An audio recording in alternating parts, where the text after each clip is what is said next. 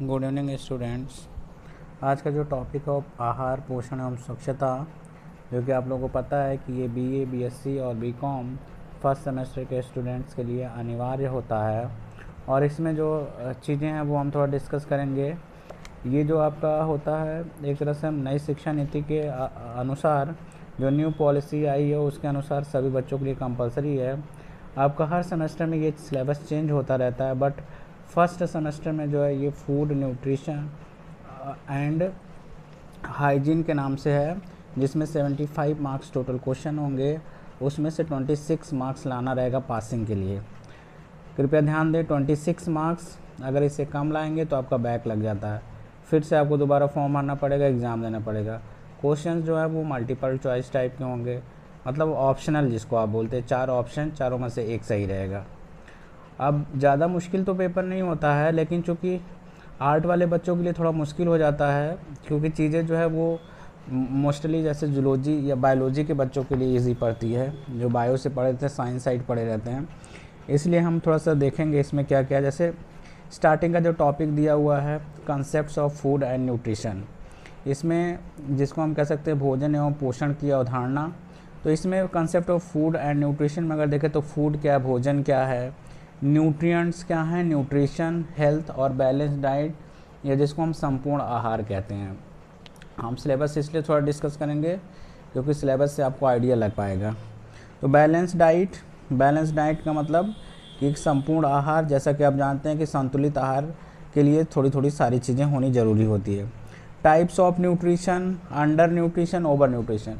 अब जैसे types of nutrition में अलग अलग, जैसे कुछ ऐसे न्यूट्रिएंट्स हैं जो vitamin A, vitamin B, protein rich, ऐसे कार्बोहाइड्रेट रिच, तो ये सब टाइप्स में आ जाएंगे। और अंडर न्यूट्रिशन, जैसे आप ऐसा फूड ले रहे हैं जिसमें न्यूट्रिएंट्स कम रह रहे हैं, या फिर आप ऐसा फूड्स अपने आहार ले रहे हैं, ओवर न्यूट्रिशन ले रहे हैं, एक्स्ट्रा न्यूट्रिटिव फूड ले रहे हैं, तो दोनों खतरनाक है। अंडर न्यूट्रिशन पूरी तरह से नहीं पहुंचेगा शरीर में, तो आपको दिक्कत होगी। जैसे विटामिन ए की कमी हो गई, नाइट ब्लाइंडनेस, या जिस भी तत्व की कमी होगी उससे आपको दिक्कत होगी।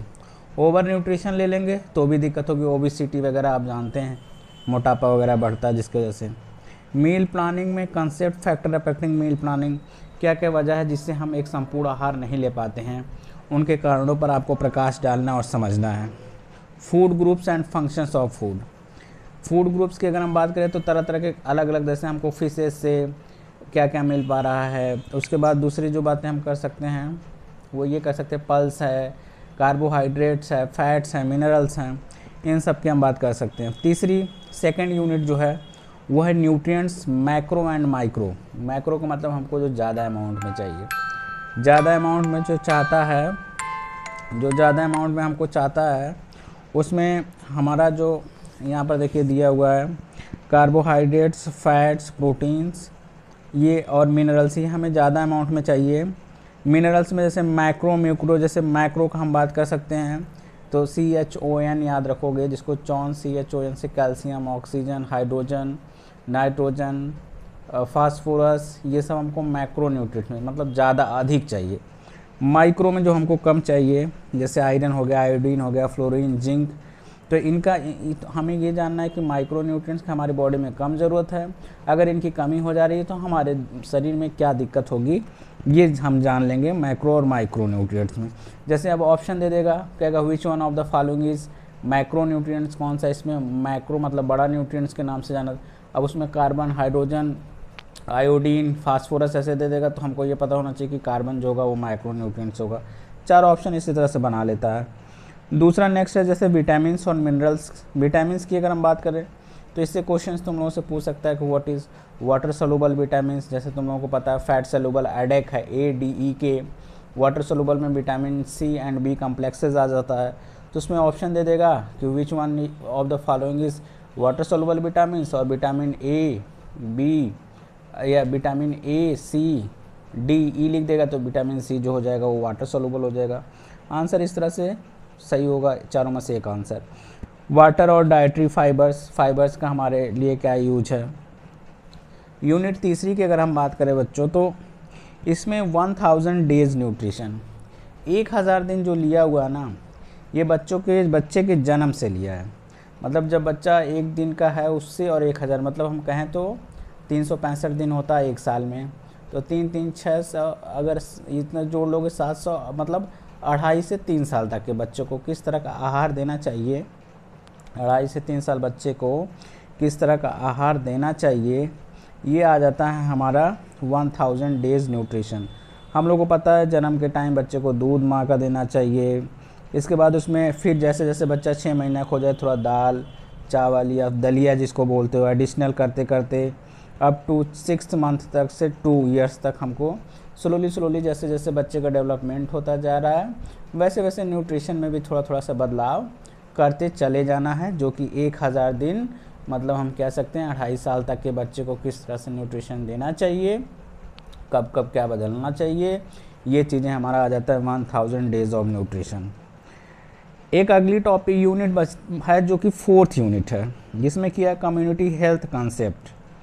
कम्युनिटी हेल्थ कॉन्सेप्ट जिसको तुम लोग सामुदायिक स्वास्थ्य केंद्र के नाम से जानते हो, सामुदायिक स्वास्थ्य केंद्र जो कि गांव-गांव में होता है, जो कि हमें अवेयरनेस करते हैं।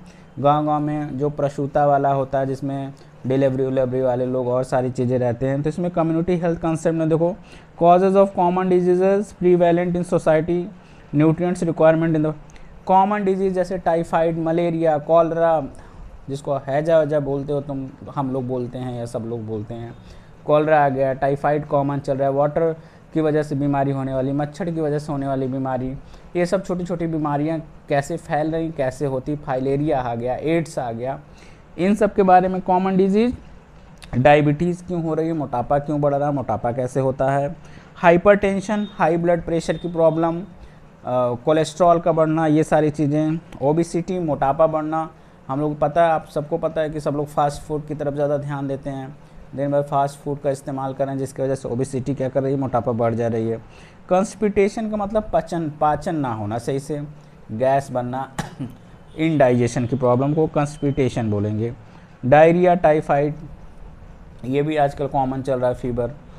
और national and international program and policies for improving dietary nutrition.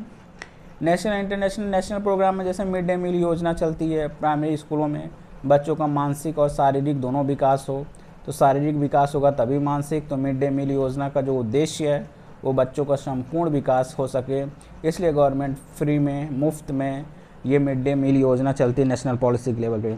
Immunity boosting foods, ऐसे फूड लेना जिससे हमारी इम्यूनिटी स्ट्रांग हो, मतलब प्रतिरोधक क्षमता स्ट्रांग हो। यही सब सिलेबस है जो कि थोड़ा थोड़ा आपको पढ़ना है, जितना आप कहीं से भी पढ़िए उससे कोई दिक्कत नहीं है, बस है क्या कि टॉपिक आपके सेम होने चाहिए, चाहे कोई भी बुक का सहायता लीजिए और इन्हीं टॉपिक से रिलेटेड ऑब्जेक्टिव क्वेश्चंस आप सॉल्व कर लेंगे तो ये पूरा आपका कंप्लीट हो जाएगा। ज़्यादा दिक्कत नहीं, 15-20 दिन या 1 महीना भी प्रैक्टिस कर लेते हैं 2-2 घंटे तो ये पूरा रिकवर हो जाएगा।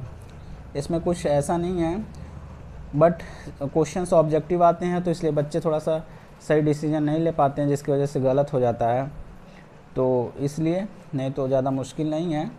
और कोई दिक्कत होगी तो हम डिस्कस करेंगे। आई होप आज के वीडियो से आपको कुछ थोड़ा हेल्प मिल पाएगी, क्योंकि पिछली वीडियोस थी तो उसमें वॉइस जो है वो क्लियर नहीं आ पा रही थी, तो हमने आईलिड परचेज़ किया, वो जो कनेक्ट करते हैं तो उसको हमने ये परचेज़ किया ताकि आप लोग थोड़ा हेल्प मिल सके। और भी जो दोस्त हैं, बच्चे हैं दूर दराज को जिनको इन्फॉर्मेशन नहीं पहुंच पाती, अगर आप उनके शेयर कर देंगे तो उनकी हेल्प मिल जाएगी। Thanks for watching and listening the videos. Thank you.